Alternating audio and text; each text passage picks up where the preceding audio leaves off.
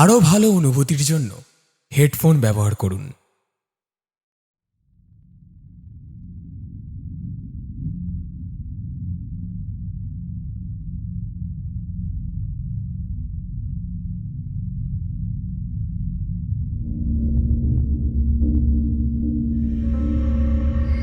চলুন সময়ের কালে ফিরে যাই সেই বিভূতিভূষণ বন্দ্যোপাধ্যায়ের অমর সৃষ্টির কাছে।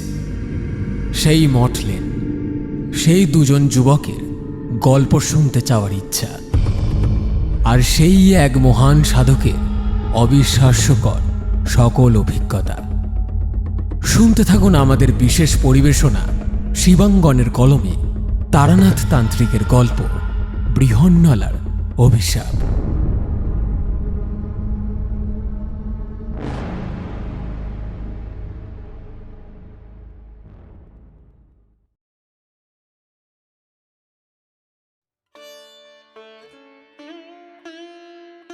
আগামীকাল রবিবার, আর তারপরের দিন নববর্ষের ছুটি থাকায় শনিবার আর অফিসে কিছুতেই মন টিকছিল না।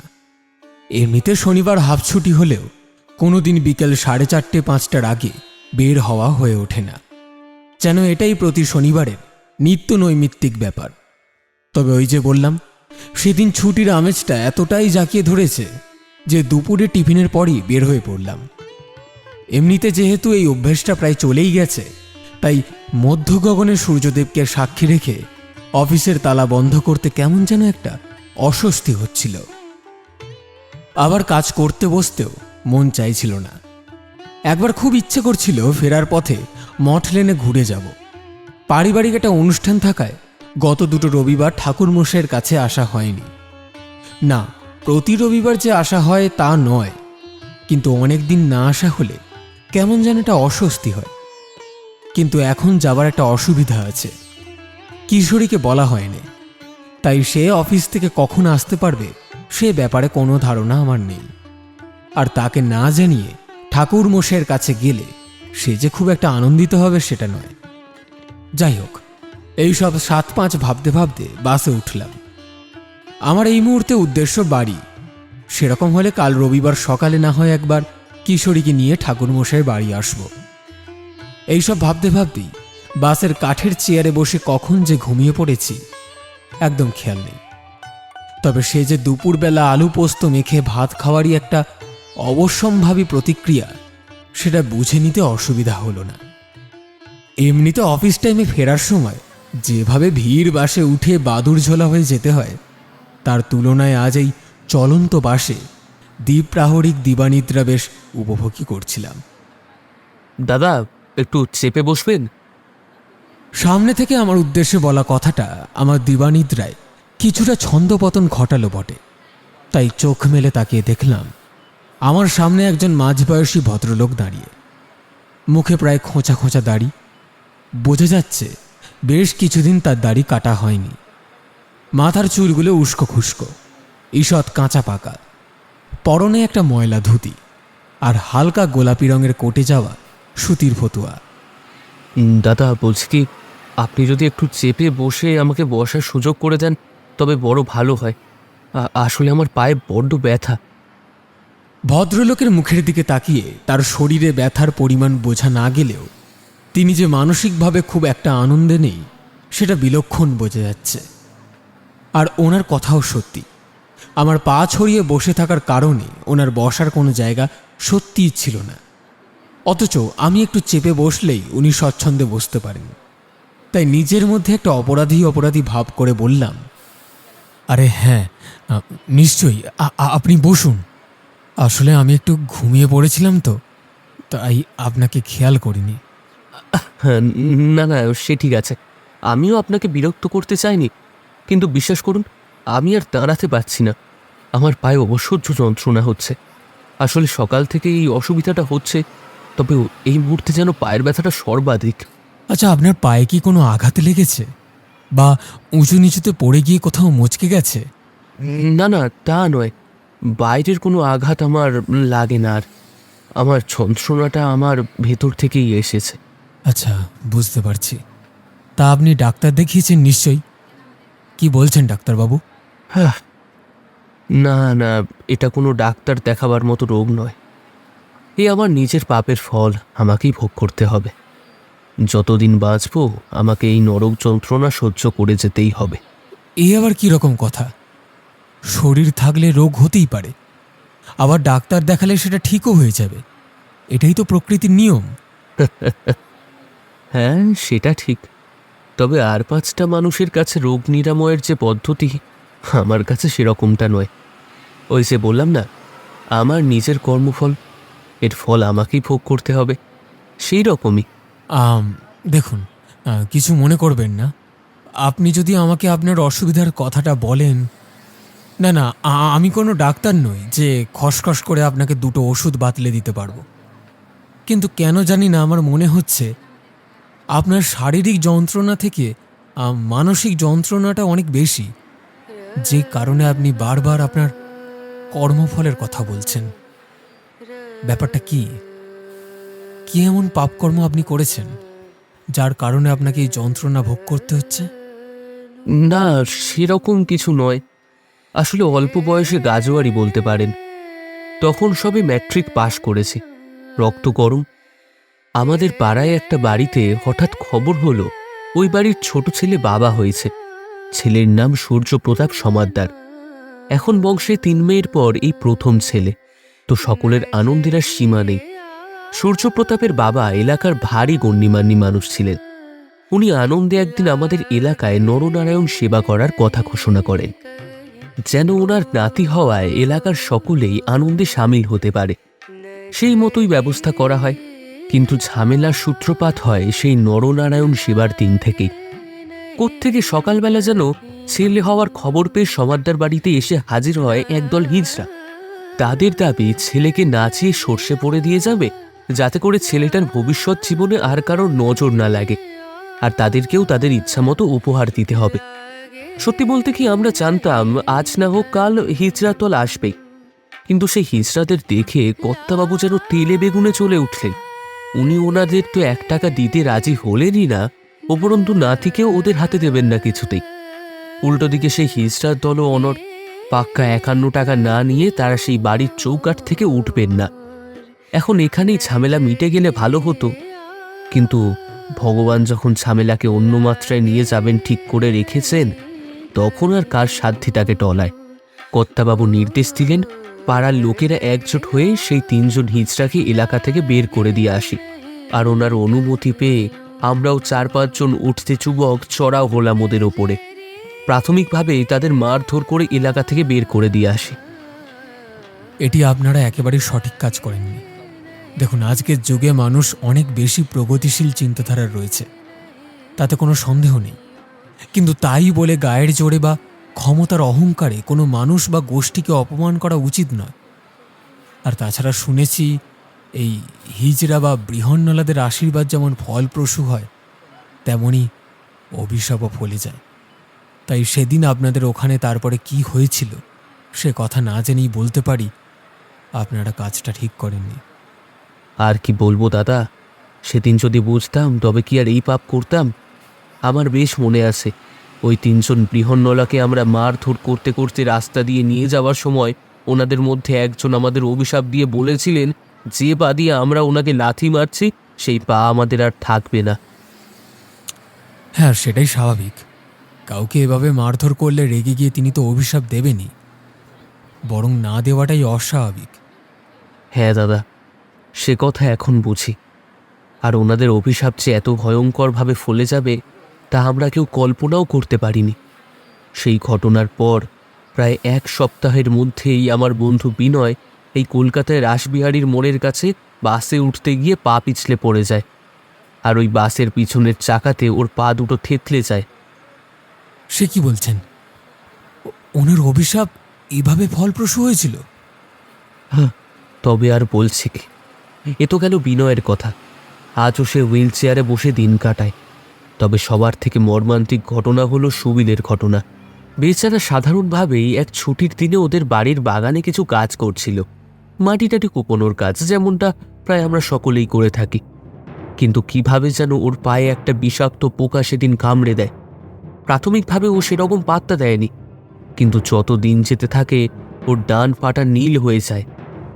সকলেই বোঝে ওর পায়ে সেই পোকা কামড়ানোর বিষক্রিয়া ধীরে ধীরে সংক্রমিত হয়ে পড়ছে। ডাক্তার দেখানো হয়। আমাদের এখানকার সবই ডাক্তার ওকে দেখে বলেন খুব সাধারণ সংক্রমণ। কিন্তু অদ্ভুত ব্যাপার হলো কারোর কোনো ওষুধ কাজে আসে না। দিন দিন ওর পায়ের অবস্থা আরও খারাপ হতে থাকে, আর একটা সময় তাতে ভয়ঙ্কর মাত্রায় ইনফেকশন ছড়িয়ে পড়লে পাটা কেটে বাদ দিয়ে দেওয়া ছাড়া আর কোনো উপায় থাকে না। এখন ক্রাচে ভর করেই জীবন কাটছে সুবিমলের। সত্যি আপনার কথা আমার বিশ্বাসই হচ্ছে না। আমি জানি বৃহন্নলাদের অভিশাপ ফলে যায়, কিন্তু এভাবে হাতে নাতে ফলে যাওয়ার উদাহরণ কোনোদিন শুনিনি। আচ্ছা, একটা শেষ প্রশ্ন করব। আপনারও কি এরকম কোনো দুর্ঘটনা? না না দাদা, সেটা হলে তবুও তো নিজের কাছে একটা সান্ত্বনা থাকতো। সেরকম তো কিছুই হয় না। আমার পায়ে শুধু একটা অসহ্য যন্ত্রণা হয়, কিন্তু কেন হয় তা আমি বুঝতে পারি না। সেইভাবে কোনো আঘাত কখনো লেগেছে বলে তো মনে পড়ে না আমার। কোনো আঘাত লাগেনি বলছেন? তাহলে যন্ত্রণা হবে কেন? সেটা ঠিক জানি না। কি জানেন তো, রাত্রে আমি স্বপ্ন দেখি একটা ভয়ঙ্কর আকৃতির জীব আমার পাগুলোকে কামড়ে ধরেছে। কি ভয়ঙ্কর দেখতে সেই জীবটাকে, আপনি ভাবতে পারবেন না। আমার তখনই ঘুমটা ভেঙে যায়, আর উঠে দেখি ঘেমে নিয়ে একেবারে একাকার হয়ে গেছি। জানেন তো, গত প্রায় মাস তিনেক ধরে আমি এই স্বপ্নটা দেখছি। আর এই জন্যই সকালে উঠে দেখতে পাই আমার পায়ে কিছু আবছা দাঁতের দাগ। মাঝে মাঝে তো আমি বুঝতেই পারি না রাতে আমি স্বপ্ন দেখি নাকি সত্যিই সেটা আসে। কিন্তু বিশ্বাস করুন, আমি এক বর্ণও মিছে কথা বলছি না। হ্যাঁ, আমি তারপরে ডাক্তার যে একেবারেই দেখাইনি তা নয়, দেখিয়েছিলাম, কিন্তু কোনো ডাক্তারই আমার রোগের কারণ ঠিক ধরতে পারেনি। নানান মুনির নানান মতের মতো নানা ডাক্তারবাবুরও নানা মতামত দিয়েছেন। কেউ বলছেন ভিটামিনের অভাব, তো কেউ বলছেন আমার নাকি নার্ভ শুকিয়ে যাচ্ছে, আবার কেউ কেউ আমার রক্তে নাকি কোনো দোষ পেয়েছেন। কিন্তু মজার ব্যাপারটা হলো জানেন, আমি তাদের প্রত্যেককে যতবারই আমার স্বপ্নের কথাটা বলতে চেয়েছি, কেউ মন দিয়ে শোনেও নি, একেবারে হেসে উড়িয়ে দিয়েছে। কিন্তু জানেন তো দাদা, আমার স্থির বিশ্বাস এটা কোনো মেডিকেল সায়েন্স দ্বারা ব্যাখ্যা করা সম্ভব নয়। এটা আমার সেই হিজড়াদের দেওয়া অভিশাপের ফল। আর শেষ পর্যন্ত এখন চিকিৎসা করানো আমি ছেড়েই দিয়েছি। কি লাভ বলুন তো, মিছিমিছি অতগুলো টাকা খরচা করে। আমি এতক্ষণ ধরে সেই ভদ্রলোকের কথা মন দিয়ে শুনছিলাম। সত্যি বলতে কি, ওনার কথা আমার বিশ্বাস করতে মন চাইলেও মনের থেকে সায় পাচ্ছিলাম না। এরকমও হতে পারে তা আমার ধারণাতেই ছিল না। ঠাকুরমশাইয়ের কাছে বহু অলৌকিক গল্প আমরা শুনেছিলাম ওনার অতীত জীবন থেকে। সেগুলো শুনে সবসময় বিশ্বাস করা না গেলেও ঠাকুরমশাই বলেন সেগুলো সবকটাই উনি বাস্তব জীবনে চাক্ষুষ করেছেন, তাই আর অস্বীকার করার কোনো জায়গা থাকে না। কিন্তু আমার নিজের সেরকম অভিজ্ঞতা এর আগে কখনো হয়নি। সেই ভদ্রলোককে সত্যি আমার কি বলা উচিত আর কি উচিত নয় সেটা ভাবতে ভাবতেই দেখলাম আমার স্টপেজ এসে গেছে। তাই তখনকার মতো বাস থেকে নেমে আমি বাড়ি ফিরে এলাম। তবে মন কিছুতেই চাইছিল না।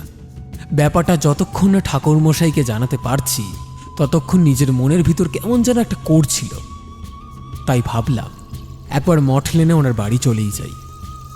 আমার ধারণা কিশোরীকে ব্যাপারটা বুঝিয়ে বললে ও নিশ্চয়ই বুঝবে। তখন সবে বিকেল 4:40। পাড়ার মোড়ের মণিহারি দোকান থেকে গরম ভাজা কিছু ঘিয়ের সিঙাড়া কিনে নিয়ে আমি আবার হাঁটা পথে ঠাকুরমশাইয়ের বাড়ির দিকে এগিয়ে গেলাম। গিয়ে দরজা নাড়তেই ভেতর থেকে চারির গলার শব্দ পাওয়া গেল। আসছি কাকা বাবু। 1 মিনিটও সময় যায়নি, ঘরের ভেতর থেকে দরজা খোলার শব্দ হলো। আসুন কাকা বাবু, ভিতরে আসুন। বাবা আপনার জন্যই অপেক্ষা করছেন। আমার জন্য? কেন? আমার তো এখনো আসার কথা ছিল না। আমি তো ভেবেছিলাম আমি আর কিশোরী আগামীকাল সকালে আসব, মানে যেমন আসি আমরা। তারপর ভাবলাম হ্যাঁ, সে তো ঠিকই। কিশোরী কাকাবাবু তো এসেছেন, আর বাবা বললেন আপনিও নাকি আসছেন। আমি সেই হিসেব করেই কথাটা বললাম। আমি ভাবলাম বোধহয় আপনাদের আসার কথা বাবা আগে থেকেই জানতেন। কিশোরী? কিশোরী এসেছে? কই, আমি জানি না তো। কি জানি কাকাবাবু, আমি তা তো বলতে পারবো না। তবে এই কথা আমি বলতে পারি, কিশোরী কাকাবাবু এসেছেন, এখন বাবার কাছেই আছেন। আপনি যান না, গেলেই বুঝতে পারবেন। ব্যাপারটা আমার বেশ অবাক করাই মনে হলো। তাই তড়ি ঘড়ি ঠাকুরমশাইয়ের ঘরে ঢুকেই দেখি ঠাকুরমশাই তক্তপোষের কোণায় বসে, মুখটা বেশ গম্ভীর। সামনের একটা চেয়ার টেনে নিয়ে কিশোরী বসে আছে। আমি খুব অবাক হয়ে গিয়েই কিশোরীকে জিজ্ঞাসা করলাম, আরে কিশোরী, তুমি কখন এলে? আমি ভাবছিলাম এখানে আসার আগে তোমাকে একবার জানাবো। তারপর ভাবলাম কাল সকালে তো আমরা আসবই, তাই আর কিছু বলিনি। আমি এমনি। শোনো, তোমরা দুজনেই এখন মানসিকভাবে কিঞ্চিত বিচলিত আছো, সে কথা আমি বিলক্ষণ জানি। তাই প্রথমে বলি, বসো। আমি চারিকে চা দিতে বলেছি, চা খাও, তারপর আমি তোমাদের দুজনের কথাই শুনছি। আমি মানসিকভাবে বিপর্যস্ত, এ কথা আপনি কি করে জানলেন? দেখো বিভূতি, আমরা জীবনে যা কর্ম করি তার সবেরই কিছু না কিছু ফলাফল আছে, তা সে ভালো বা খারাপ। কিন্তু আমরা ভালো কর্মের যা ফল পাই তা কখনো মনে রাখি না, কিন্তু খারাপ কর্মের ফল হিসাবে যে দুর্ভোগ এবং কষ্ট আমাদের জীবনে নেমে আসে তখন ভাগ্যকে দোষ দিই। তা সে তোমাদের সনাতন পুরকাইতের পায়ের যন্ত্রণাই হোক অথবা সুবিমল পাত্রের পায়ের অ্যাক্সিডেন্ট, কর্মফল যে মানুষকে কোনোদিন ছাড়বে না। কর্মফল, সনাতন পুরকাইতের পায়ের যন্ত্রণা, সুবিমলের অ্যাক্সিডেন্ট, আপনি সব জানেন? কি করে জানলেন? জানি মানে, এই একটু আগে কিশোরীর কাছে শুনলাম ওর সাথে নাকি আজ কোনোভাবে সুবিমল পাত্রের যোগাযোগ হয়েছিল। সেই ওর পূর্ব জীবনের অভিজ্ঞতার কথা বলেছে। আর আমার সাথে আজ বাসে সনাতন পুরকাইতে দেখা হয়েছিল। ব্যাপারটা ভীষণ কাকতালীয় নয় কি?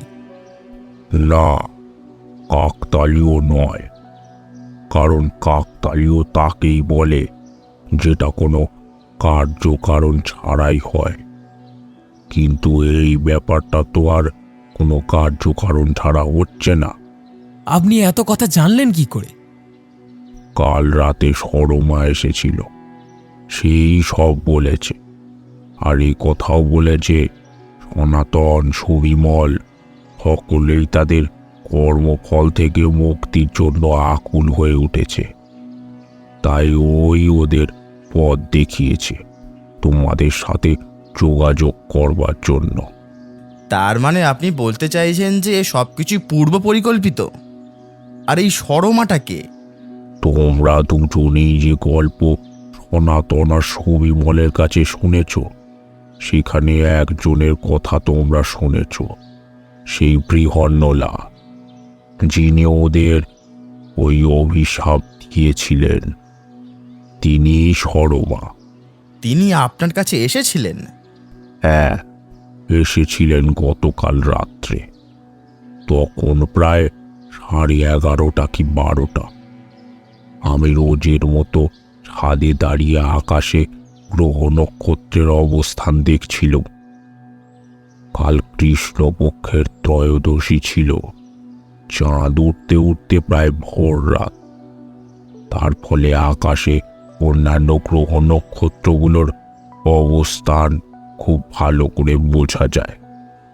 তো আমি দেখছিলাম দেবগুরু বৃহস্পতি মঘা নক্ষত্রের খুব কাছাকাছি অবস্থান করছিলেন।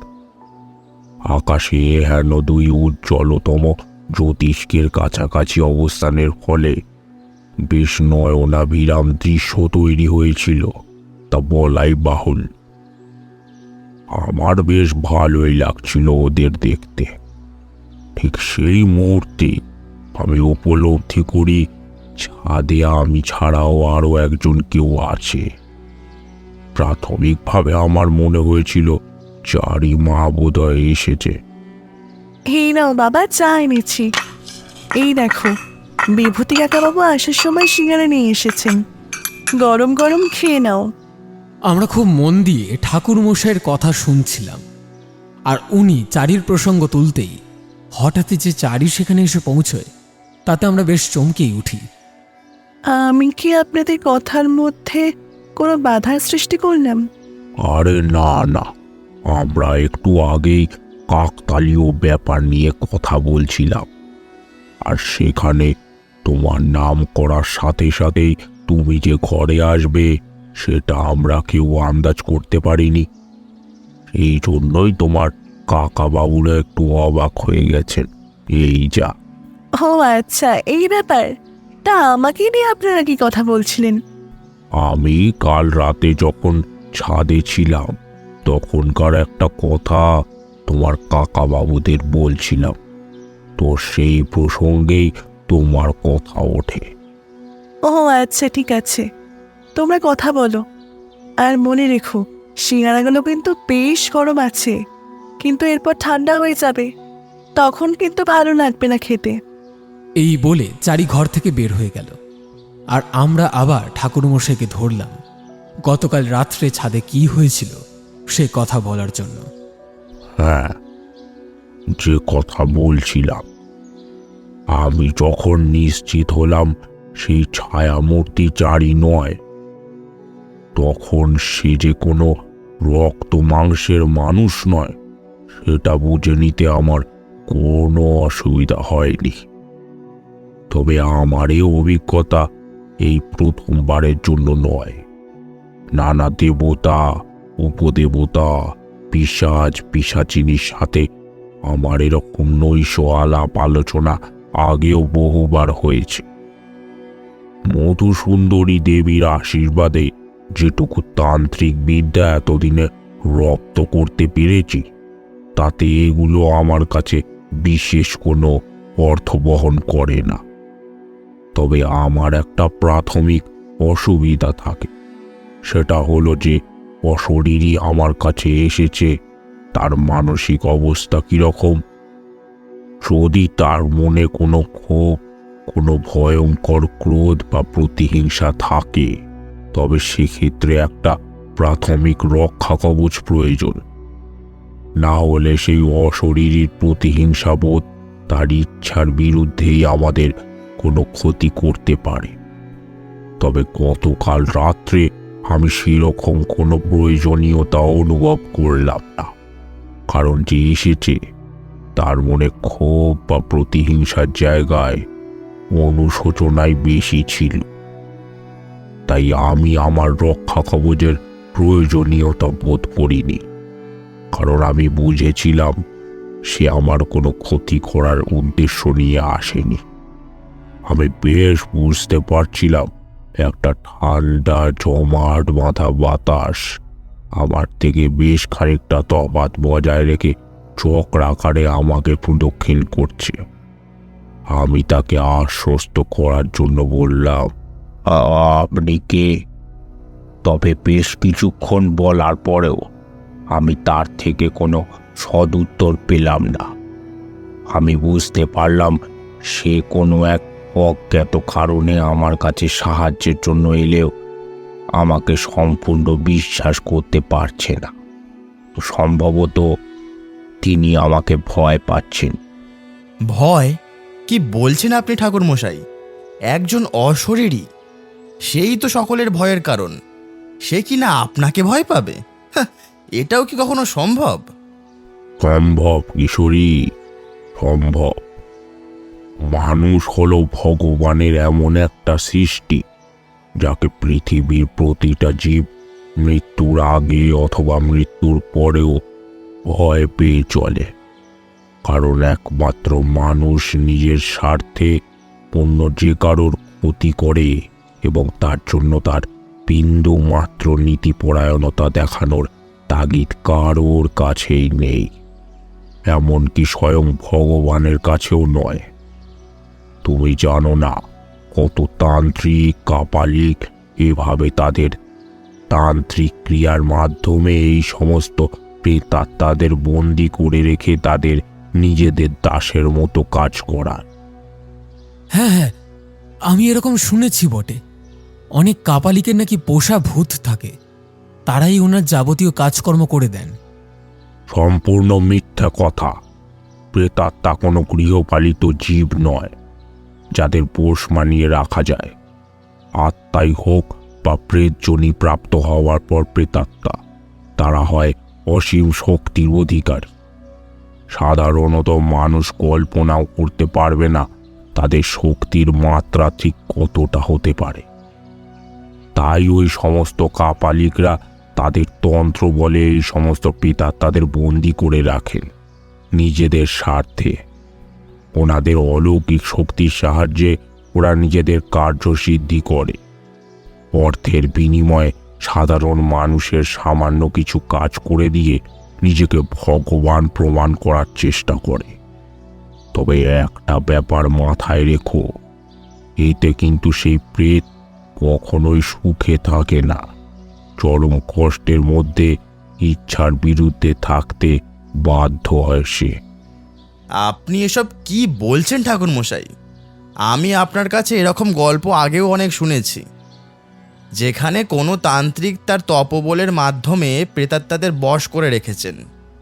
কিন্তু সেই প্রেতাত্মারা যে আসলে কষ্টে থাকে সেই কথা তো আমার আগে কখনো জানা ছিল না।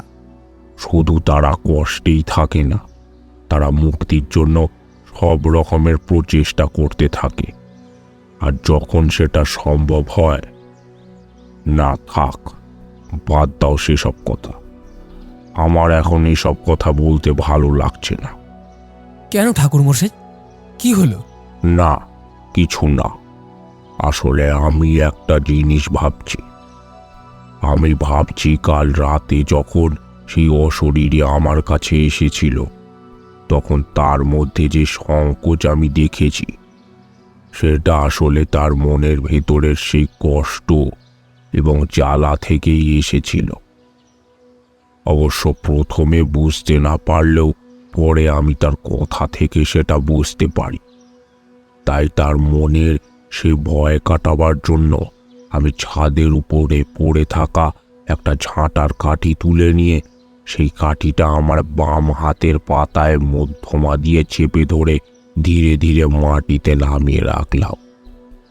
আমি দেখলাম সেই অশরীরী ঠান্ডা কনকনে হাওয়ার গতিবেগ যেন এবার একটু কমল।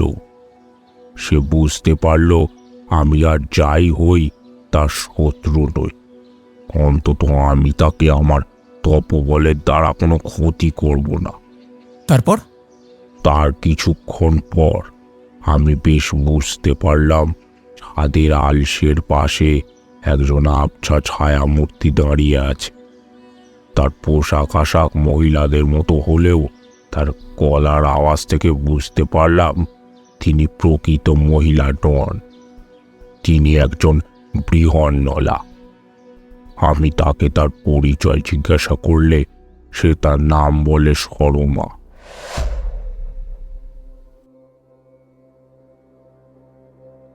তারানাথ, আজ আমি তোমার কাছে এসেছি একটা বিশেষ কারণে। আমার তোমার সাহায্য প্রয়োজন। আমার সাহায্য? কিন্তু কোন ক্ষেত্রে আপনার আমার সাহায্যের প্রয়োজন তা যদি আমাকে একটু বিস্তারিত জানান তবে আমার সুবিধা হয়। তারানাথ, আমার দুঃখের কথা জানতে গেলে আমাকে আমার অতীত জীবনের একটা বড় অংশ তোমাকে ব্যাখ্যা করতে হবে, এবং তুমি যদি তা মন দিয়ে শোনো তবে তুমি নিজেই বুঝতে পারবে আমি কেন তোমার কাছে এসেছি। তারপর তুমি তোমার সিদ্ধান্ত জানিও। সেই ছায়ামূর্তির অনুরোধ শুনে আমি তাকে সম্মতি দিলাম তার দুঃখের কথা আমাকে জানানোর জন্য। কারণ সত্যি বলতে কি, সেটা সম্পূর্ণ না জানলে আমার নিজেরও কিছু করার থাকবে না।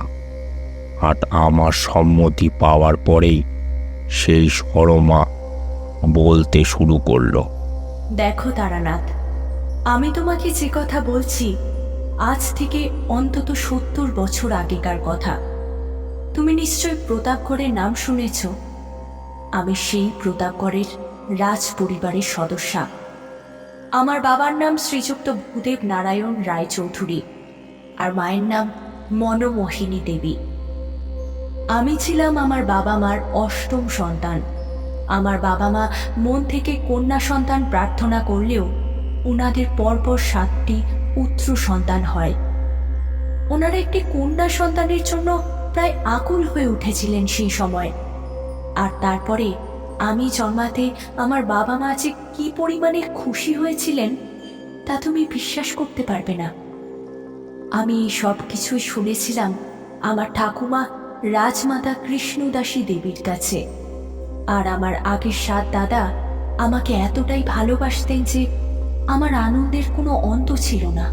আমি শুনেছি সকালে আমার ঘুম থেকে ওঠার পর আমার যাতে কোনো কষ্ট না হয় সেজন্য আমার দাদারা সব সময় আমার খেয়াল রাখতেন। ছোট থেকে এতটাই আদরে বড় হয়েছি আমি। সবকিছু একদম ঠিকঠাক মতোই চলছিল, কিন্তু হঠাৎ একদিন ছন্দপতন হলো এতটাই আকস্মিকভাবে যে তুমি কল্পনাও করতে পারবে না। আমার বেশ মনে আছে, তখন আমার বয়স 12। বয়ঃসন্ধির কিছু কিছু গুণ ফুটে উঠতে শুরু করেছে আমার শরীরে। আর তখন থেকেই আমি বুঝতে পারি আমার বান্ধবী বা বাকিরা আমাকে সামান্য হলেও এড়িয়ে চলতে শুরু করে। ক্রমশ সেই প্রবণতা ওদের মধ্যে বাড়তে থাকলে সেটা আমার মনে একটা প্রশ্ন চিহ্ন তৈরি করে। আমি নিজেও যেন উপলব্ধি করতে থাকি আমি সম্পূর্ণভাবে আমার সেই বান্ধবীদের মতো নই, কোথাও একটা পার্থক্য যেন আছে। কিন্তু সে কথা আমার মা বা ঠাকুমাকে জিজ্ঞাসা করলে ওনারা নানা অছিলায় কথাটা এড়িয়ে যান। ফলে আমার মনের দূরত্ব দিন দিন বাড়তে থাকলেও তার কোনো সমাধান সূত্র আমার জানা হয় না। এরপর আসে সেই বিশেষ দিন। আমি সেদিন সকালে আমার দাদাদের সঙ্গে রাজবাড়ির ছাদে উঠে পায়রা ওড়াচ্ছিলাম। আমার মেজ দাদার পায়রা পোষার খুব শখ ছিল। নানা জাতের নানা দেশি বিদেশি পায়রা ছিল আমার মেজ দাদার সংগ্রহে। আমরা সেদিন বিকেলে ছাদে সেই পায়রা উড়াবার সময় খুব আনন্দ করছিলাম। আমার মনে আছে আমরা হাততালি দিয়ে সেই পায়রার দল আকাশে ডিগবাজি খাচ্ছিল, আর আমরা সকলে তাই দেখে খুব হাসছিলাম। কিন্তু বিশ্বাস করো তারানাথ, আমার সামান্যতম ধারণা হয়নি যে এই আনন্দ করার মাঝেই আমি আমার নিজের কত বড় চরম সর্বনাশ করেছি। কিছুক্ষণ পরে একজন দাসী গিয়ে আমাদের জানায় আমরা যেন তখনই খেলা বন্ধ করে নিচের ঘরে চলে যাই। বাবা সেরকমই নির্দেশ পাঠিয়েছেন। আমরা তার বিন্দুমাত্র অর্থ বুঝতে না পারলেও ওনার কথা মেনে নিচে চলে আসি। আর মেজ দাদা ওনার সমস্ত পায়রাগুলোকে নামিয়ে খাঁচায় ভরে রাখে।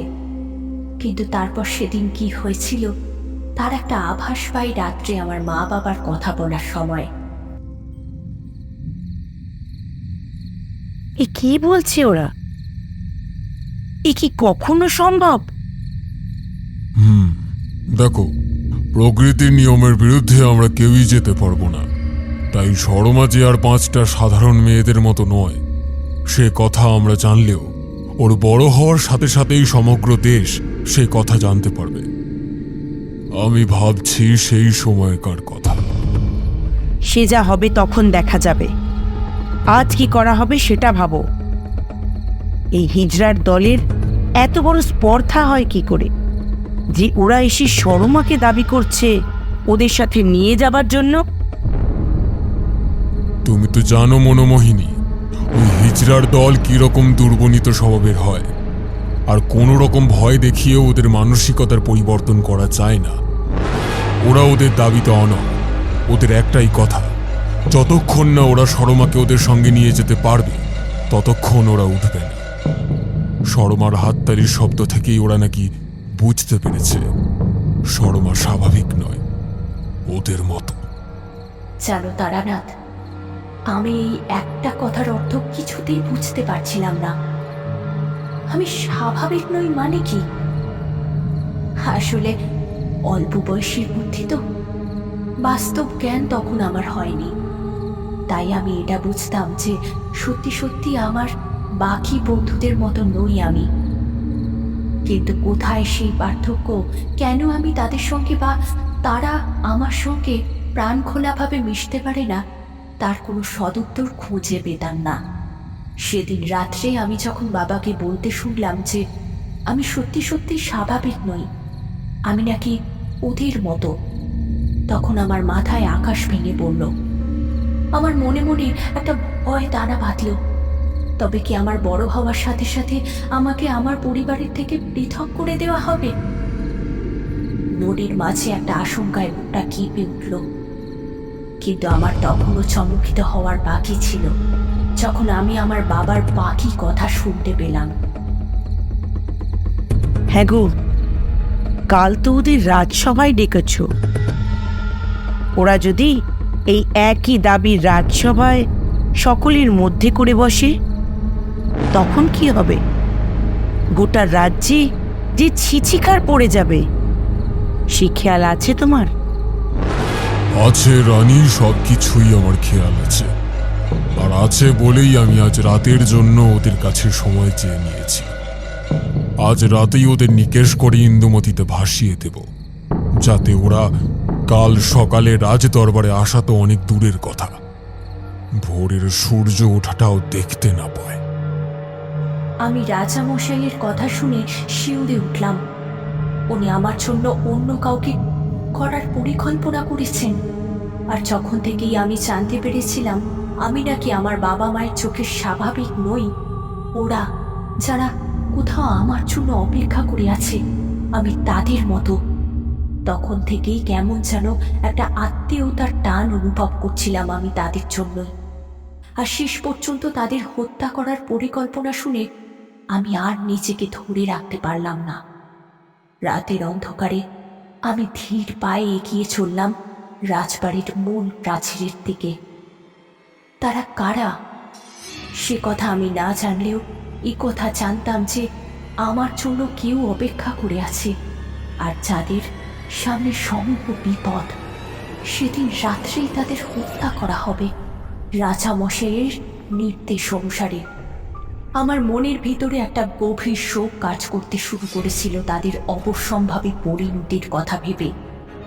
আমার মন বলছিল তারা যারাই হোক, তাদেরকে আমাকে বাঁচাতেই হবে। তাদের কাছে এই খবর পৌঁছে দিতে হবে তারা যেন সেখান থেকে পালিয়ে যায়, যদি তারা প্রাণে বাঁচতে চায় তো। কিন্তু আমি যতই পা টিপে টিপে মূল সিংহদ্বারের দিকে এগিয়ে যেতে থাকি, সে খবর কিছুতেই চাপা থাকে না।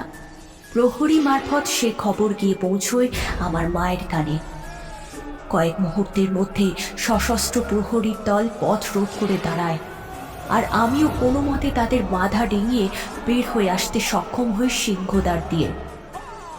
বিশ্বাস করো তারা না, আমি জানতামও না এখানে সত্যিই কেউ আমার জন্য অপেক্ষা করে আছে কিনা। কিন্তু আমি বের হয়ে আসার সঙ্গে সঙ্গে 3 জন মানুষ ছুটে এসে আমাকে জড়িয়ে ধরে।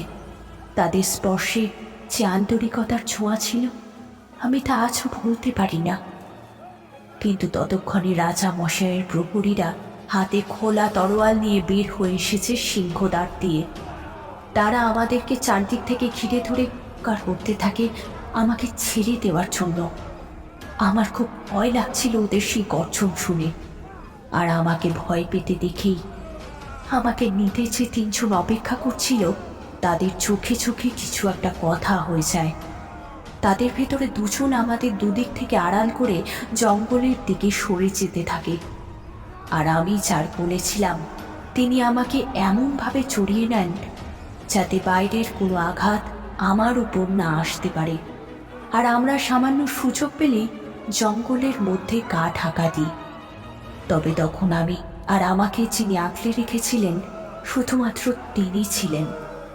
আমাদের বাকি 2 জন রাজপ্রহরীর অস্ত্রের আঘাতে আগেই দেহত্যাগ করেছে, আর আমি যার কাছে ছিলাম তার শরীরে অজস্র আঘাত লাগলেও তিনি কোনো মতে আমাকে সেখান থেকে নিয়ে চলে আসেন।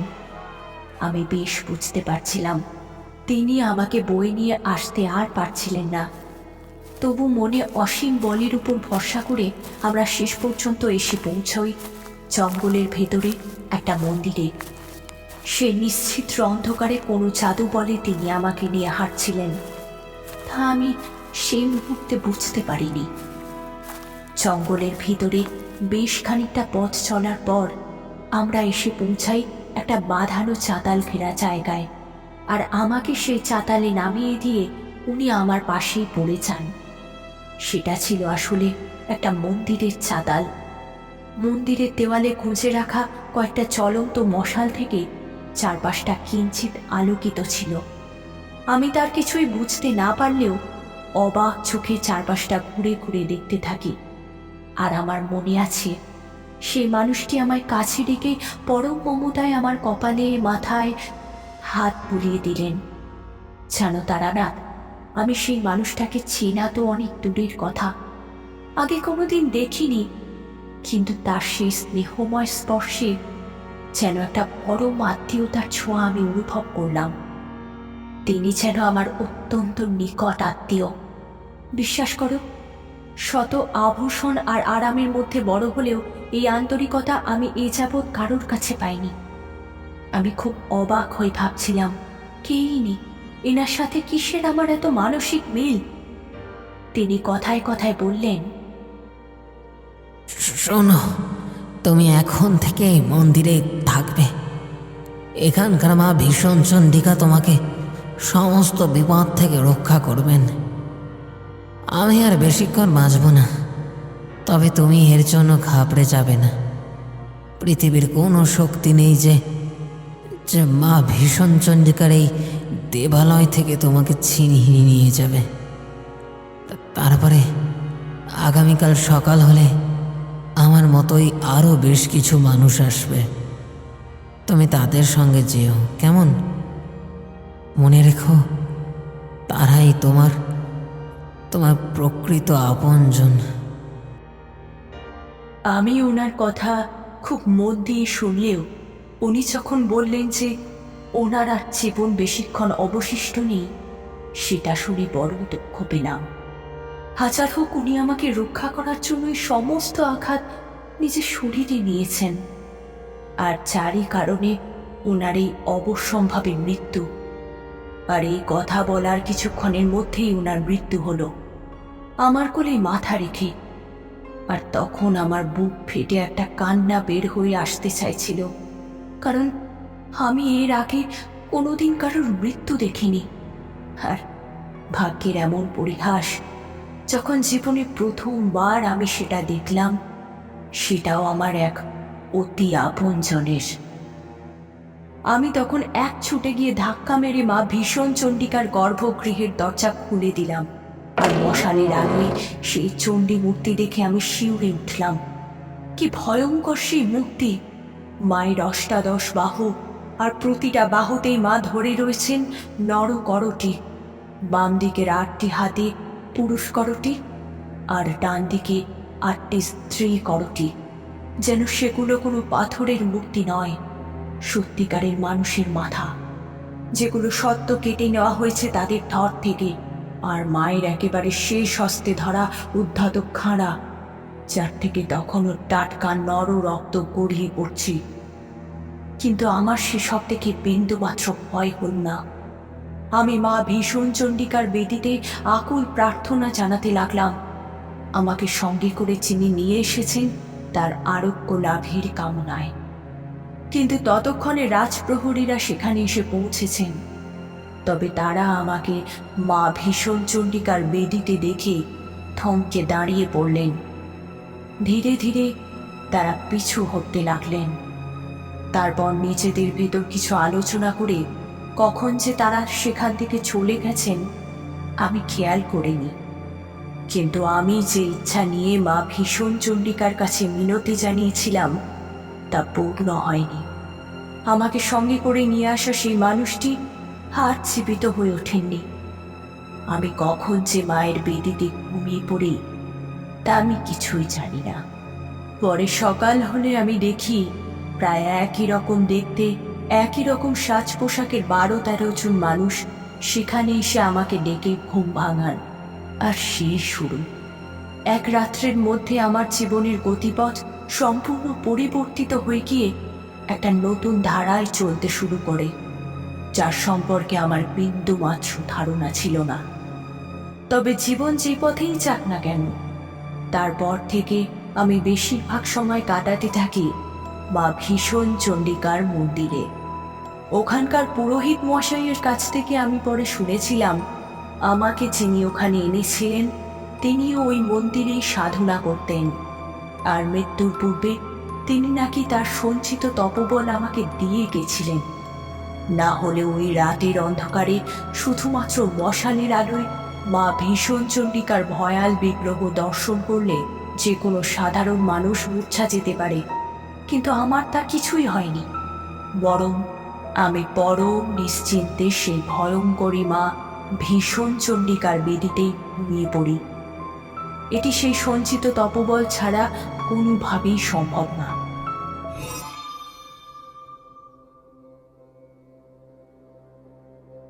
এতক্ষণ টানা কথা বলার পর সেই সরমা একটু বিরতি নিলে। আমি বলে উঠি, দেখুন, আমি আপনার ছোটবেলার কথা শুনেছি। প্রতাপগড়ে আমি পরবর্তীকালে বেশ কয়েকবার গিয়েছি, আর প্রতাপগড়ের মানুষের কাছে রাজকন্যা কিন্নরী সরমার কথা আজও সমান উত্তেজনার। আমি সে গল্প শুনেছি, কিন্তু মা ভীষণ চণ্ডিকার মন্দিরের পরে আপনার কি হয়েছিল তা কেউ জানে না। তাই আমিও শুধুমাত্র এইটুকুই জানি। আমি বেশ কিছু মানুষকে জিজ্ঞাসা করেছিলাম তারপর আপনাকে আর কোথাও দেখা গেছিল কিনা, কিন্তু তারা কেউ উত্তর দিতে পারেনি। না, আমার কথা তারপর থেকে আর কেউ জানবে না। তার কারণ আমি ততদিনে বুঝতে পেরেছি আমার বাস্তবিক পরিচয় কি। রাজপরিবার থেকে বের হয়ে এলেও সেই কিন্নরী সমাজও আমার জন্য স্থায়ী হয়নি। আমার বারবার করে মনে হতো, ঈশ্বরের কেন এই বিভাজন? যে বিভাজন একজন সাধারণ মানুষকে তার সমাজ থেকে বিচ্যুত করে দেয়। কেন এই বিভাজন যে কোনো মানুষকে তার আপনজনের কাছে যাবার জন্য রক্ত স্নান করতে হয়? যাই হোক, সেই মুহূর্ত থেকেই আমি সিদ্ধান্ত নিই, আমি আর কোনো ধরনের পারিবারিক বন্ধনে আবদ্ধ হব না। আমি তারপর থেকে জঙ্গলে মা ভীষণ চণ্ডিকার মন্দিরেই বাকি জীবন অতিবাহিত করব বলে স্থির করি। এভাবে মানসিক টানাপোড়েন কাটিয়ে উঠতে আমার আরও বছর 6 সময় লাগলেও আমি তারপর পাকাপাকিভাবেই মন্দিরে চলে আসি। সেখানে থাকার ফলে একটা ব্যাপার আমি উপলব্ধি করতে পেরেছিলাম। বাহ্যিক জগতে মানুষের তৈরি সমস্ত নিয়মকানুন মানুষের তৈরি জগতের মধ্যেই সীমাবদ্ধ। যে জগৎ আমাকে নিচু চোখে দেখত, না অপশব্দের মাধ্যমে অবমাননা করত, সেই সমস্ত মানুষগুলো তারপর থেকে আমাকে সাধুমা বলে ডাকতে শুরু করে। আর আমিও বাকি জীবনটা মন্দিরের কাছে নিজের সাধনা নিয়েই কাটিয়ে দিতে চাই। এইভাবেই প্রায় বছর 30 কেটে যায়। এর মাঝের সময়টা আমি বাইরের সমাজ থেকে প্রায় ছিন্ন হয়ে পড়ি। সেদিনের সে ঘটনার পর আমার পরিবার থেকেও কেউ আর কোনো দিন খোঁজ নেয়নি আমার। কিন্তু ওই যে কথায় বলে না, মানুষ ভাবে এক আর হয় আর এক, সেই একই রকম ভাবে মা ভীষণ চণ্ডিকা আমার জন্য যে আরো কত বড় পরীক্ষার ব্যবস্থা করে রেখেছেন তা আমি নিজেও জানতাম না। আচ্ছা, তুমি একটা কথা আমাকে বলো, মানুষের সৃষ্ট এই সমাজ থেকে এতগুলো দিন নিজেকে গোপন করে রাখতে গেলেও তো কোনো এক কারণ দরকার হয়, কিন্তু তোমার সেই আত্মগোপনের কারণ কি ছিল? যদি এই কিন্নরী সমাজ তোমাকে আকর্ষিত করতে না পারে, তবে তো তুমি ফিরে যেতে পারতে তোমার রাজ পরিবারে। তোমার বাবা মা দাদাদের মধ্যেই তোমার জীবন ভালোই কাটতো, যেমনভাবে এতদিন কেটে এসেছিল। না, তা সম্ভব ছিল না। সেদিনই সেই ঘটনার আগে অবধি আমাকে বাড়ির সকলে যে আদরের মোড়কে মুড়ে রেখেছিলেন, সেটা যে আসলে আমাকে বাইরের সমাজ থেকে লুকিয়ে রাখার প্রচেষ্টা ছাড়া আর কিছুই নয়, তা আমি সেদিন রাত্রেই উপলব্ধি করেছিলাম। তাই বাড়িতে ফিরে আসার কোনো তাগিদ আমি দেখাইনি। হ্যাঁ, আমি বেশ বুঝতে পেরেছিলাম আমার এই স্বাভাবিক না হতে পারাটা সমাজ ভালোভাবে গ্রহণ করেনি, আর তাই সেটা সর্বসম্মুখে এসে যাওয়ার পর আমার মা বাবা আমার কারণে যথেষ্ট লজ্জিতই হয়েছিলেন, এবং সেই শোক না নিতে পারার কারণে তার কিছুদিনের মধ্যেই আমার বাবা হৃদরোগে আক্রান্ত হয়ে মারা যান। আর মা শোক সন্তপ্ত থাকতে থাকতে ধীরে ধীরে অসুস্থ হয়ে পড়েন। তবে এই সব কিছুই আমি জানতে পারি এসব কিছু ঘটে যাওয়ার অনেকদিন পর মল্লিকার থেকে। মল্লিকা? মল্লিকাকে? বলছি, এই মল্লিকাই হলো সে যার জন্য আমাকে আবার এই মানুষের সৃষ্টি করা সমাজে ফিরে আসতে হয়েছিল। মল্লিকা ছিল আমার মেজো দাদার একমাত্র কন্যা।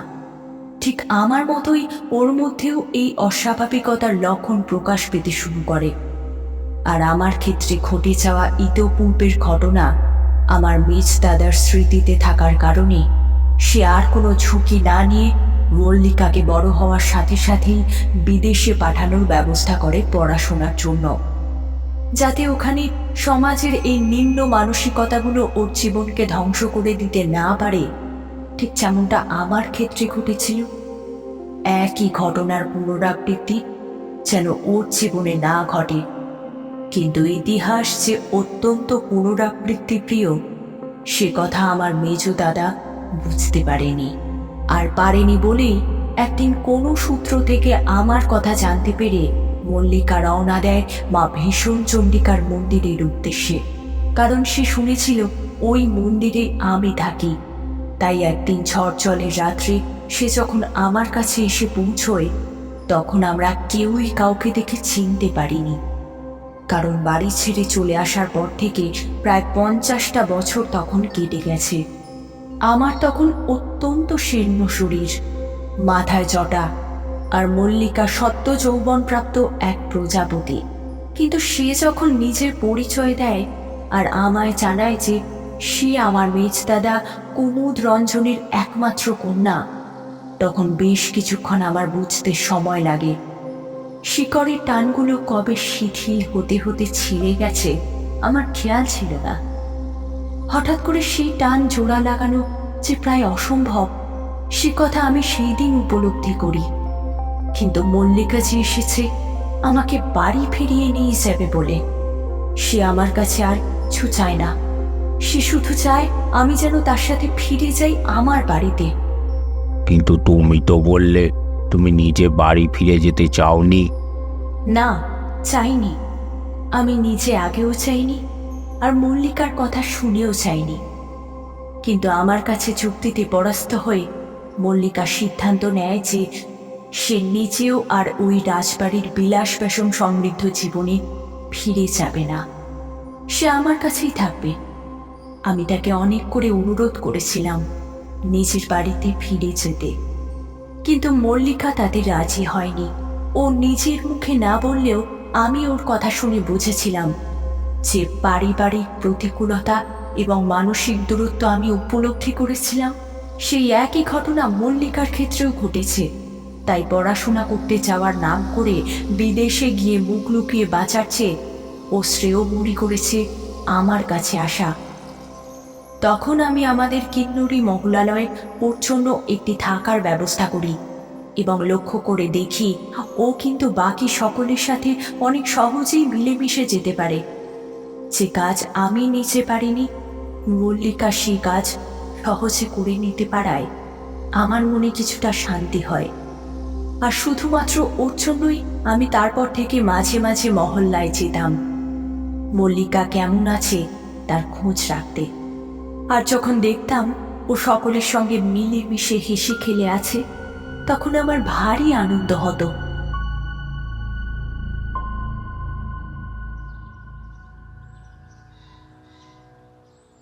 আচ্ছা, একটা কথা, এই সনাতন ও সুবিমল যে বৃহন্নলাদের অপমান করেছিল এবং যার কর্মফল ওরা এখনো ভোগ করে চলেছে, তিনিই কি এই সরমা? হ্যাঁ, খুব সম্ভবত নয়। আমি সরমার কথা থেকে যা বুঝতে পেরেছিলাম তাতে যদি এই সনাতনদের ঘটনা যোগ করি তবে সেটা মল্লিকাকে নির্দেশ করতে পারে, কিন্তু সরমাকে নয়। তবে এটা হতে পারে। আর সত্যি কথা বলতে কি, আমার দৃঢ় বিশ্বাস এটাই হয়েছে। ওরা অপমান করেছিল মল্লিকাকে, আর মল্লিকাকে করা সেই অপমানের প্রতিশোধ দেওয়ার জন্যই ওদের সেদিন অভিশাপ দিয়েছিল শর্মা। আর শর্মার মধ্যে থাকা যোগবলের কারণে সেই অভিশাপ এত প্রকটভাবে ফলপ্রসূ হয়েছিল।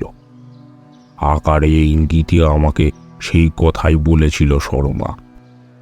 তার কারণ ওর আমার কাছে আসার উদ্দেশ্যই ছিল ওর দেওয়া অভিশাপ থেকে ওদের তিনজনকে রক্ষা করতে হবে। কারণ মল্লিকার ওপরে ঘটা অপমানের জন্য শর্মা তাৎক্ষণিক রাগে ওদের অভিশাপ দিয়ে ফেললেও নিজেকে জড়িয়ে ফেলে কর্মফলের চক্র বহে। আসলে ওর মনের ভিতর এই সমাজের প্রতি যে বিতৃষ্ণা জন্মেছিল সেটা নিজের মধ্যে প্রশমিত করে ফেললেও মল্লিকার অপমানও কিছুতেই মেনে নিতে পারেনি। কিন্তু সনাতনরা যখন ওই কাণ্ড ঘটিয়েছিল তখন কি শর্মা সেখানে ছিল? না হলে সে কি করে এই ঘটনায় জড়ালো? তুমি যদি সময়টা একটু লক্ষ্য করে দেখো কিশোরী, তাহলে বুঝতে পারবে এই ঘটনাটা ঘটেছিল মল্লিকার শর্মার কাছে যাওয়ার আরও 20 থেকে 25 বছর পর। তাই সেই সময় শর্মা জীবনে তার স্থূল শরীরেই থাকবে সে আশা অন্তত আমি রাখি না। তবে গতকাল রাতে শর্মার কথা শুনে আমার মনে হয়েছিল মল্লিকার প্রতি স্নেহ পরায়ণতা থেকেই শর্মা তার স্থূল শরীর পরিত্যাগ করার পরেও সূক্ষ্ম শরীরেও মল্লিকার কাছাকাছি থাকত। এ কথা শর্মা আপনাকে নিজের মুখে বলেছে? না, এ কথা সে বলেনি, কিন্তু যতবারই মল্লিকার কথা সে বলেছে তার গলায় একটা গভীর মমত্ববোধ আমি দেখতে পেয়েছি। তাই আমার স্থির বিশ্বাস শর্মা শুধুমাত্র মল্লিকার কারণেই তার ইহজীবন শেষ করে অমৃত লোকে যেতে পারেনি। আর এই মুহূর্তে পাপ এবং পুণ্যের দোলাচলে তার আত্মা আটকে পড়েছে। তাই সে আমার কাছে এসেছিল তার সেই 3 জন অভিশপ্ত মানুষকে আমি যেন মুক্তি প্রদানের ব্যবস্থা করি। কিন্তু এ কি সম্ভব? কোনো মানুষ যদি কোনো অভিশাপের ফল বহন করে তবে কি অন্য কেউ তাকে সেই অভিশাপ থেকে মুক্তি দিতে পারে? তুমি ঠিকই বলেছ বিভূতি, অন্য কেউ পারে না। আর আমি তাদের সেই অভিশাপ থেকে মুক্তি দেব এ কথাও বলিনি। সে কাজ শর্মাকেই করতে হবে, আর সেটা করার জন্যই সে আমার থেকে সাহায্যের জন্য এসেছিল। আর তারপর যখন কিশোরী সুবিমলের আর তুমি সনাতনের কথা এসে বললে, আমি তখনই বুঝতে পেরেছি সেই দৈব নির্দেশেই কাজ হতে চলেছে। কিন্তু ঠাকুরমশাই, আমায় একটা কথা বলুন, এই সুবিমল, সনাতন কিংবা ওদের আর এক বন্ধুর অভিশাপ মুক্তির জন্য আপনি কেন কিছু করবেন? এরা তো আপনার কেউ যজমান নয়, আর এরা কেউ আপনার থেকে কোনো রকম সাহায্য প্রার্থনাও করেনি, তাহলে আপনি কেন? আমি ওদের সাহায্য করার কথা বলিনি কিশোরী, আমি বলেছি শর্মা আমার কাছে এসেছিল সাহায্যের আশায়। কেন? এখন তার কি চাই? মুক্তি। মুক্তির ইচ্ছাই বড় পবিত্র, বুঝলে কিশোরী? আর শর্মার মুক্তির জন্যই সব থেকে বেশি যেটা প্রয়োজন সেটা হলো ওই 3 জন লোককে শর্মার অভিশাপ থেকে মুক্তি দেওয়া। তবেই শর্মারও মুক্তি লাভ সম্ভব। আপনি এসব কি বলছেন? আমি কিন্তু কিছুই বুঝতে পারছি না ঠাকুরমশাই। আপনি আমাদের একটু বুঝিয়ে বলুন দয়া করে। তোমরা এক কাজ করো, আজ তোমাদের সঙ্গে যেখানে যে অবস্থায় ওদের দেখা হয়েছিল তোমরা আগামীকালও সেখানে সেই অবস্থায় গিয়ে পৌঁছাবে। তোমাদের সঙ্গে আবারও ওদের দেখা হবে, আর তখন তোমরা ওদের আমার কাছে নিয়ে আসবে। আরে না না ঠাকুরমশাই, আমরা আসতে বললেই ওরা আসবে কেন? ওরা ওদের পায়ে যন্ত্রণার জন্য ডাক্তার দেখাচ্ছে। আর ওরা তো আমার বা আপনার কেউ সাহায্য এমনিতে চায়ও নি।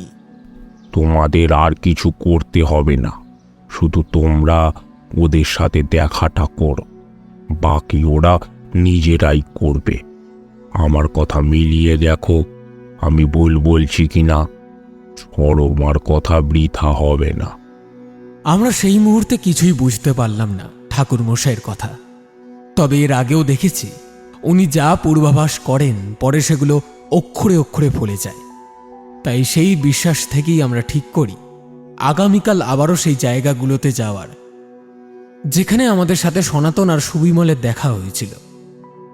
আমার সাথে সনাতনের দেখা হয় অফিস ফিরতে বাসে, আর কিশোরী বলল ওর সাথে সুবিমলের দেখা হয়েছিল সরকারি হাসপাতালে। তো আমরাও পরদিন রবিবার আবার সেই জায়গাতে যাব ঠিক করি।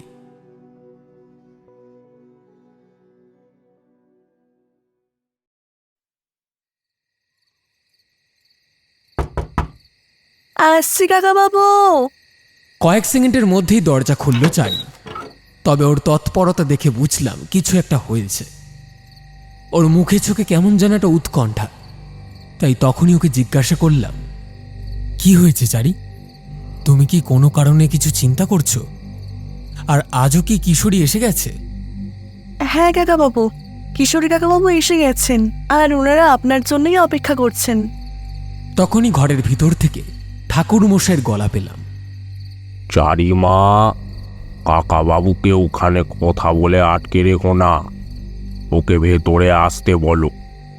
আমাদের হাতে বেশি সময় নেই, আর ওনার সাথে যে ভদ্রলোক এসেছেন ওনাকেও আসতে বলো। আমি বুঝলাম ঠাকুর মশাই নিশ্চিত ছিলেন সনাতন বাবু আমার কথায় ওনার কাছে আসবেন। এটা ওনার নিজের তন্ত্রবলের ওপর অতিরিক্ত আত্মবিশ্বাস কিনা সেটা ভাবতে ভাবতে ঘরে ঢুকতেই ঠাকুর মশাই বললেন, অতিরিক্ত নয় বিভূতি, আর আমার নিজের প্রতি নয়, আমার এই বিশ্বাসটা সরমার বলে যাওয়ার নির্দেশের প্রতি। আমি বুঝতে পারলাম আমার মনের এই কথাটিও ঠাকুরমশাই ঠিকই বুঝতে পেরেছেন। তাই নিজের মনে কিঞ্চিত লজ্জাবোধ করে ঘরে প্রবেশ করলাম আর সনাতন বাবুর উদ্দেশ্যে বললাম, আসুন সনাতন বাবু, ইনি বিখ্যাত তান্ত্রিক শ্রী তারানাথ চক্রবর্তী। আমি এনার কথাই আপনাকে বলেছিলাম। গতকাল আপনার সাথে দেখা হওয়ার পর আমি ওনাকে আপনার কথা জানাই। আমরা আসলে প্রায়ই আসি ওনার কাছে, বুঝলেন। তা উনি আপনাদের কথা শুনে। আমি আপনাকে চিনি তারানাথ বাবু। গতকাল রাত্রে। আপনি ঠাকুর মশাইকে চেনেন? হ্যাঁ, আমি চিনি খুব ভালো করে। গতকাল রাত্রে আমি ওনাকে স্বপ্নে দেখেছি। আমি স্বপ্নে দেখি আমি সম্পূর্ণ অজানা একটা জায়গায় গিয়ে পড়েছি, অনেকটা জঙ্গলের মতো জায়গা। সেটা প্রথমে বুঝতে না পারলেও মাটিতে শুকনো পাতার নিচে লুকানো ফাঁদ পাতা রয়েছে। আমি সেগুলো প্রথমে বুঝতে না পারায় একটা সেই লতা পাতার ফাঁদ আমার পায়ে জড়িয়ে যায়, আর সেই ফাঁদের কারণে আমার এত যন্ত্রণা হচ্ছিল সে আমি সোজা হয়ে দাঁড়াতে পর্যন্ত পারছিলাম না। মাটিতে পড়ে ছটফট করছিলাম, এত যন্ত্রণা হচ্ছিল। আমি তখন কাতরভাবে ইষ্টনাম জপ করে ভগবানের কাছে প্রার্থনা করতে থাকি, হয় আমাকে এই কষ্ট থেকে মুক্তি দিন, না হলে আমাকে এই কষ্টের জীবন থেকে নিষ্কৃতি দিন। আর তখনই আমি দেখলাম আপনাদের এই ঠাকুরমশাই বহু দূর থেকে হেঁটে আসছেন। ওনার মধ্যে একটা দিব্য প্রকাশ। হ্যাঁ, আমি দেখতে পেয়েছিলাম। আপনি ঠাকুর মশাইকে স্বপ্নে দেখেছেন? আপনি তো ওনাকে কোনোদিন চাক্ষুষ দেখেননি, তাহলে এটা কি করে সম্ভব? আমি সে কথা জানি না, কিন্তু আমি নিশ্চিত আমি কাল রাতে ওনাকে স্বপ্নে দেখেছি। যদিও স্পষ্ট নয়, কিন্তু এই চেহারা আমি ভুলতে পারবো না। এ চেহারা আমি আমার মৃত্যুর আগে পর্যন্ত ভুলতে পারবো না। তবে আমি দেখেছি উনি আমার পায়ে একটা সাদা গুঁড়ো জাতীয় কিছু মাখিয়ে দেওয়ার পর আমার যন্ত্রণা ধীরে ধীরে কমে যায়। এখন উনি কে, ওনার তান্ত্রিক শক্তির পরিধি কতটা তা আমি জানি না। তবে এটা জানি, যদি আমাদের এই অভিশাপ থেকে কেউ মুক্তি দিতে পারেন সেটা উনি। আপনি এখানে স্থির হয়ে বসুন। গতকাল রাত্রে যে স্বপ্ন আপনি দেখেছেন তা সম্পূর্ণটাই সত্যি হয়েছে সরমার তপবলের জোরে।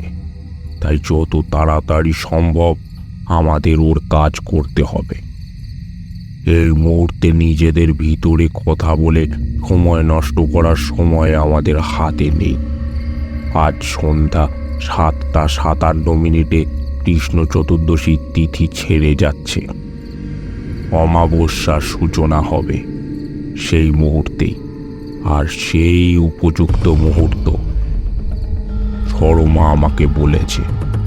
কৃষ্ণ চতুর্দশী আর অমাবস্যার এই সন্ধিক্ষণ তিথি মা ভীষণ চণ্ডিকার পুজোর জন্য সব থেকে উপযুক্ত সময়।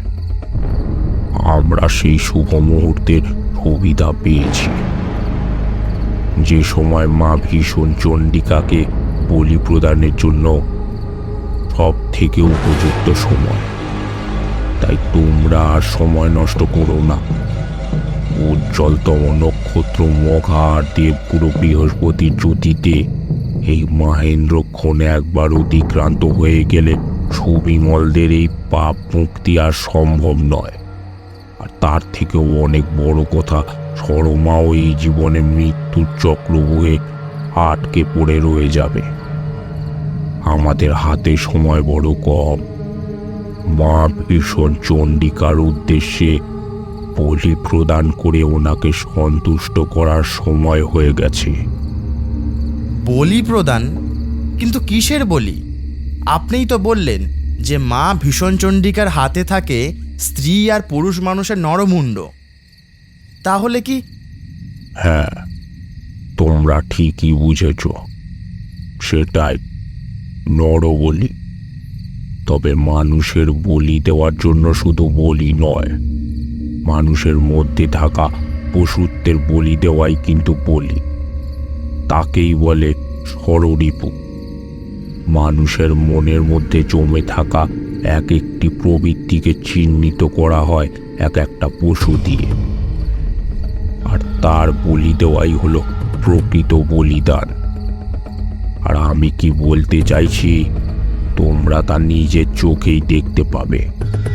আমরা দেখলাম ঠাকুর মশাইয়ের ঘরের মাটিতে একটা চারকোনা নকশা কাটা। সেটা যে কোনো দেবী যন্ত্র তা বুঝতে আমাদের কারোর অসুবিধা হলো না। মাটির ওপর শ্বেতচন্দন দিয়ে তা আঁকা হয়েছে, আর তাতে অনেকগুলো বিশেষ মুদ্রা করা, আর 4টে কোণে 4টে বড় ঘট বসানো। ঘটগুলিতে সশীষ ডাবসহ শ্বেতপদ্ম রাখা, আর সেগুলি রক্ত বস্ত্র দিয়ে আচ্ছাদিত করে রাখা। ঠাকুর মশাই ওনার আসনে বসে মন্ত্রপাঠ শুরু করলেন। মলাদি কুসুমঙ্গলৈরা শ্রী চণ্ডী চণ্ডী মহাচণ্ডী রক্ত অর্ঘ বিদ্যায় স্বাহা। মলাদি কুসুমঙ্গলৈরা শ্রী চণ্ডী চণ্ডী মহাচণ্ডী রক্ত অর্ঘ বিদ্যায় স্বাহা। আমরা শিউরে উঠলাম ঠাকুর মশাইয়ের গলায় এই মন্ত্রোচ্চারণ শুনে। উনি কথা প্রসঙ্গে এর আগে বেশ কয়েকবার বলেছেন, তান্ত্রিক বিধিমতে রক্ত অর্ঘ্য অর্পণ বিশেষ কঠিন একটা রীতি। এই রীতি যথাযথ এবং সঠিক প্রয়োগ না হলে দেবী চণ্ডিকার অভিশাপে সবকিছু ছারখার হয়ে যেতে পারে। তাই এই প্রসঙ্গে কথা উঠলেও উনি এই রক্ত অর্ঘ্য অর্পণ করার পক্ষপাতী নয়। উনি বলেছিলেন, এই অর্ঘ্য প্রদান করার জন্য সাধকের যে মানসিক স্বচ্ছতা প্রয়োজন থাকে, অন্তরের পবিত্রতার যে আধারের প্রয়োজন থাকে, তাতে যদি বিন্দুমাত্র বিচ্যুতি হয় তবে সর্বনাশ অবশ্যম্ভাবী।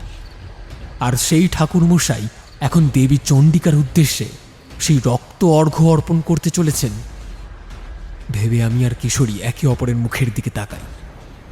কি করতে চাইছেন উনি? ओम मलयादि कुशमंगल ऐं श्री चंडी चंडी महाचंडी रक्त अर्घ बित्वम हि स्वाहा। মন্ত্রপাঠের কণ্ঠস্বর শুনিয়ে আমরা চমকে উঠি। এ কার গলা? এ তো ঠাকুর মশাইয়ের গলা নয়। তবে কি ঘরের মধ্যে জ্বলতে থাকা ধুনোর ধোঁয়ার কুণ্ডলী একটু প্রশমিত হয়ে গেলে আমরা দেখতে পাই সেই যন্ত্রের কেন্দ্রবিন্দুতে একটা আবছা ছায়া মূর্তি ফুটে উঠেছে। একটা বৃদ্ধা যোগিনীর মূর্তি, যার মাথায় বিশাল জটা, গলায় রুদ্রাক্ষের মালা, অতি শীর্ণ শরীরে একটা সাদা কাপড় কোনো মতে জড়ানো। কিন্তু তার শরীর শীর্ণ হলেও তার ভরাট গলার স্বরে গোটা ঘর গম গম করে উঠল। আমরা সহজেই বুঝতে পারলাম এই সেই সরমা, আর এই যজ্ঞ আহুতি সরমার। ঠাকুরমশাই এখানে শুধুমাত্র সরমাকে সাহায্য করছেন ওনার অন্তিম সাধনা সম্পূর্ণ করার জন্য। আমরা দেখতে পেলাম সেই সাধিকার ঠিক পেছনেই একটা মন্দির। অন্ধকার থাকায় ভালো করে ঠাকুর করতে না পারলেও চোখে অন্ধকার একটু সয়ে যাওয়ার পর ধীরে ধীরে দেখতে পেলাম মন্দিরের থামের খাঁজে গোটা চারেক মশাল জ্বলছে, আর তার থেকে ক্ষীণ আলো সেই মন্দির চত্বর জুড়ে। আর সেই আধো অন্ধকারের মধ্যেই যখন আমাদের মন্দিরের ভিতরে দৃষ্টি গেল, তখন ভয়ে বুকের ভিতরটা শিউরে উঠল। এ তো সেই ভয়াল দর্শনা দেবী ভীষণ চণ্ডিকা। তবে কি আমরা এখন এসে পৌঁছেছি প্রতাপগড়ের সেই জঙ্গলে, যেখানে আজও তপস্যা করছেন সাধিকা সরমা? বৃহন্নলা হয়ে জন্ম নেওয়ায় যাকে একদিন পরিবার থেকে চলে আসতে হয়েছিল সম্পূর্ণ ভিন্ন এক জগতে, সেই মুহূর্ত থেকে এই মন্দিরই তার একমাত্র আশ্রয়। তারপর থেকে বহু বছর পার হয়ে গেলেও সেই সাধিকা সরমা মন্দিরেই রয়ে গেছে, তার মৃত্যুর আগে আবার মৃত্যুর পরেও। একদিন মল্লিকার ওপরে হওয়া অপমানের জন্য তাৎক্ষণিক রাগে ওদের অভিশাপ দিয়ে ফেলে সরমাও জড়িয়ে পড়েছে এই চক্রে। আজ ওর মুক্তির দিন। আমরা দেখতে পেলাম ওনার সামনে হাত জড়ো করে বসে সনাতন আর সুবিমল। সনাতন, সুবিমল, তোমরা প্রস্তুত তো নিজেদের বলি প্রদান করার জন্য? হ্যাঁ, প্রস্তুত। আমরা মুক্তি চাই, এই কষ্টের জীবন থেকে আমরা মুক্তি চাই। আপনি আমাদের ওই দেবীর চরণে বলি দিয়ে আমাদের যন্ত্রণা মুক্ত করুন।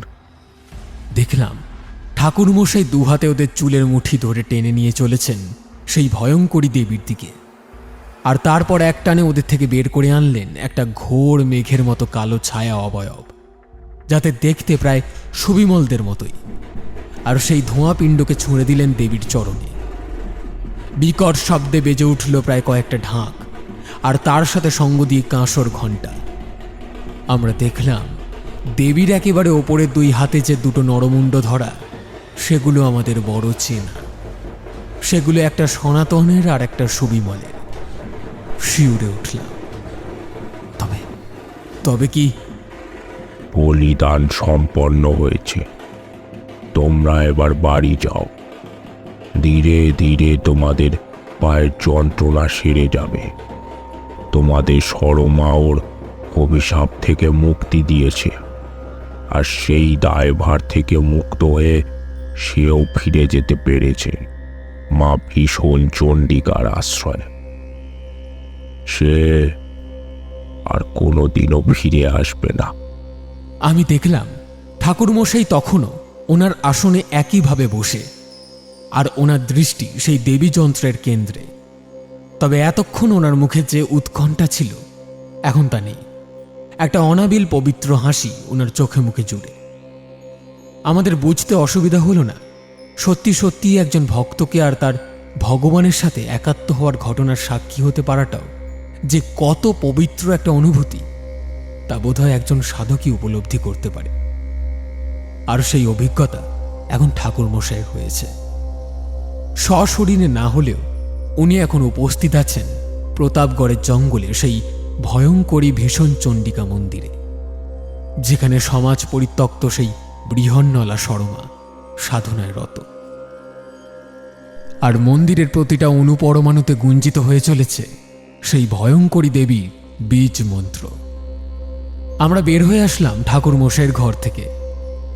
সনাতনের দিকে তাকিয়ে দেখলাম এখন তাকে অনেকটা সুস্থ দেখাচ্ছে। তবে সেটা যতটা না শারীরিক যন্ত্রণা থেকে, তার থেকেও বেশি তার মানসিক যন্ত্রণা থেকে। জানি এবার সে ধীরে ধীরে সেরে উঠবে। সরমা নামের বৃহন্নলা তাকে সত্যিই অভিশাপ মুক্ত করেছেন কিনা না জানা থাকলেও তার মানসিকভাবে সুস্থ হয়ে ওঠাটা ভীষণ গুরুত্বপূর্ণ। আর আমরাও ফিরে এলাম আমাদের বাড়ি। আবার আমরা ঠাকুরমশাইয়ের কাছে যাব, আবার একটা নতুন অভিজ্ঞতার কথা শুনতে। ওনার অভিজ্ঞতা আর তান্ত্রিক শক্তির প্রয়োগ সচক্ষে দেখতে পারাটা যে আমাদের নিজেদের কাছেও অত্যন্ত বড় একটা প্রাপ্তি। তাই সেই টান কাটিয়ে আমরাই বা থাকি কি করে?